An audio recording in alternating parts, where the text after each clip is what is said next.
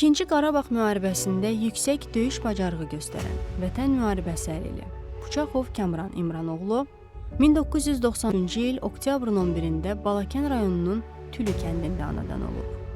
Kamran Puçaxov orta təhsilini Tülü kənd tam orta məktəbində alıb. O, orta məktəbi bitirdikdən sonra Müdafiə Nazirliyinin en sayılı hərbi hissəsində müddətli həqiqi hərbi xidmətini keçib. Təxris olunduqdan sonra bir müddət mülki işlərdə çalışıb.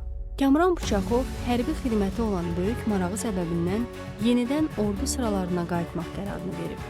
Beləliklə 2013-cü ilin noyabr ayında daxili qoşunların Gəncə şəhərində yerləşən en sayılı hərbi hissəsinin xüsusi vasitələrin tətbiqi dəstəsində müddətdən artıq həqiqi hərbi xidmət, hərbi qulluqçusu kimi yenidən xidmətə başlayır. O, çavuş kimi 2-ci Qarabağ müharibəsində torpaqlarımızın düşməndən azad edilməsi uğrunda gedən şiddətli döyüşlərdə böyük qəhrəmanlıq göstərib. O, Kəlbəcər, Cəbrayıl və Qubadlı rayonlarının azad olunması uğrunda aparılan hərbi əməliyyatlarda fəal şəkildə iştirak edib. Kamran Puçaxov oktyabrın 19-da Qubadlıda minaya düşüb. O, Daxili İşlər Nazirliyinin hospitalına yerləşdirilib və ayağı amputasiya edilib. Kamran Puçaxov Vətən müharibəsi əlili kimi ordudan təxris edilib.